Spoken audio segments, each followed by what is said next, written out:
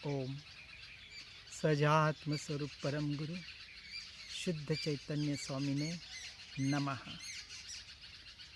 आत्मा शब्द सुनते ही चौकन्ना हो जावे, ऐसा लगे कि मुझे ही पुकार रहे हैं। जब जब हम पढ़ते हैं, सुनते हैं और वहाँ आत्मा यह शब्द आता है, तब यह आत्मा फात्मा ऐसा न लगे।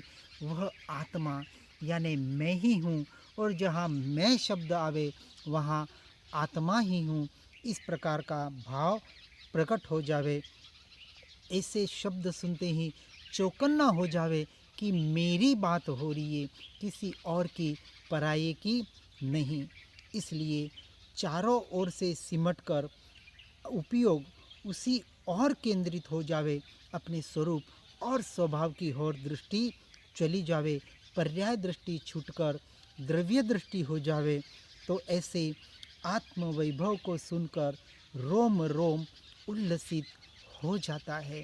ऐसे सम्यक दृष्टि जीव को की अवस्था होती है, या सम्यक दर्शन के पूर्व भी ऐसी अवस्था आनी चाहिए। उस प्राप्य वैभव की प्राप्ति हेतु अंतर्मुखी हो जाना है, यानी जो वैभव अपने भीतर ही पड़ा हुआ है, उसी अपने वैभव को के प्राप्ति के हेतु अपने अंतर्मुख होने की बहुत ज़रूरत है। ये जो उपयोग निरंतर बहिर्मुखी हो रहा है, वहाँ से समेटकर अंतर्मुखी करने का निरंतर पुरुषार्थ सम्यक दृष्टि के या सम्यक दर्शन को पाने वाले या मोक्ष के अभिलाषी के जीवों को होता है या होना चाहिए। इसलिए बाह्य की प्रतिकूलताएं या प्रलोभन भाषित न होवे, और यदि सहज भाषित हो तो बाधक समझे, तभी आत्मरुचि जगी ऐसा कहा जाएगा।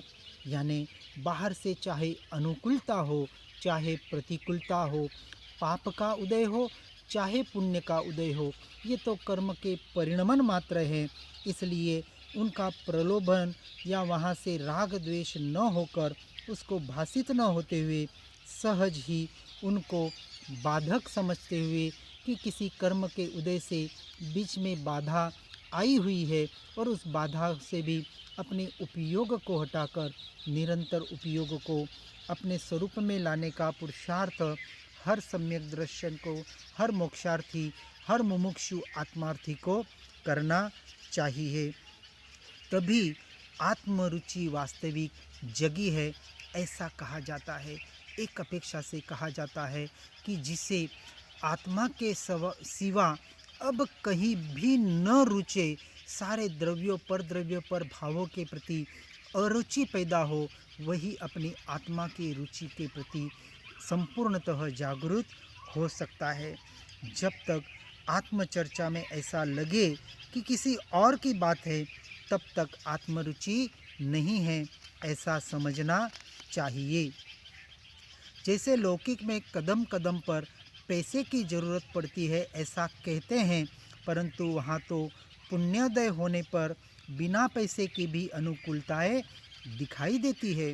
परंतु आत्मा बिना मोक्ष मार्ग नहीं सधता।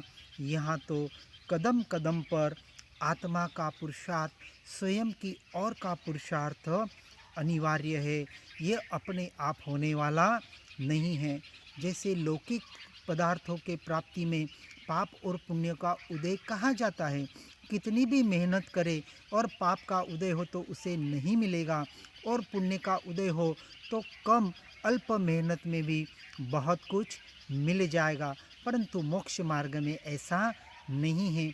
यहाँ जितना पुरुषार्थ करेगा, उतना अपने स्वरूप की एकता को प्राप्त करता जाएगा।